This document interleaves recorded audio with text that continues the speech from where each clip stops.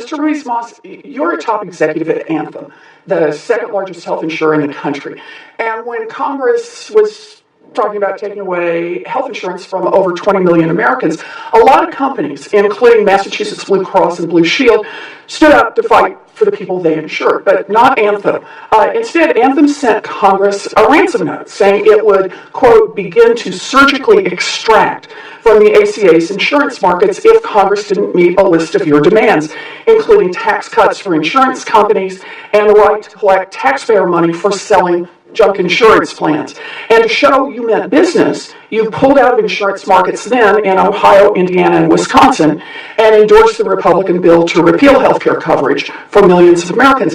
Now, when that bill failed, Anthem pulled out of more markets, claiming you just can't make it work. So I just have a couple of questions about that. Mr. Ruiz-Moss, how much profit did Anthem make in the second quarter of this year? I'm not familiar with the profit number for the second quarter. It's a public document. So yeah, it is. It's $855 million in just 3 months, just a little bit shy of $1 billion in profits. Now, you attack the ACA, but do you know how much of Anthem's total revenue comes from government health care programs, including Medicare and Medicaid? I do not know that offhand. How about half? Does that sound about right to you? According to your own press release from 7 weeks ago, in fact, more than half of Anthem's revenue from the first half of this year, that's 54%, came from taxpayer-funded public insurance programs. You rake in money on Medicare Advantage plans. You rake in money on Medicare Part D prescription drug plans. You rake in money for Medicaid, on and on. Buckets of taxpayer money, but you're pulling out of the ACA market. Can I ask why?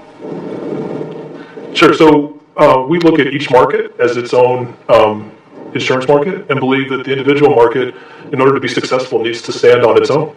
And in fact, if we want to attract competition, if we want to bring in other carriers, there will need to be an independent, stable individual health insurance market. And so when we made our decision, looking across all of our 14 states, and our CEO had mentioned we're looking at this surgically, what that meant to me was I want to know by area within a state and by state where we can make a go of it, because any place we can find stability, our inclination is to participate. So I just want to make sure I'm following this. You make a lot of money off government plans elsewhere, but you want to say that the only way you're going to stay in the ACA is if you get to make more money. And in fact, what you specifically said is you wanted to be able to sell junk insurance plans that leave families paying more, and you want a tax break. And if you can't get it, then you're telling Congress that if you don't get this kind of help, you're going to quit the one market where people need you here. So I just want to say on this, if you're curious about why a majority of Americans support Medicare for all,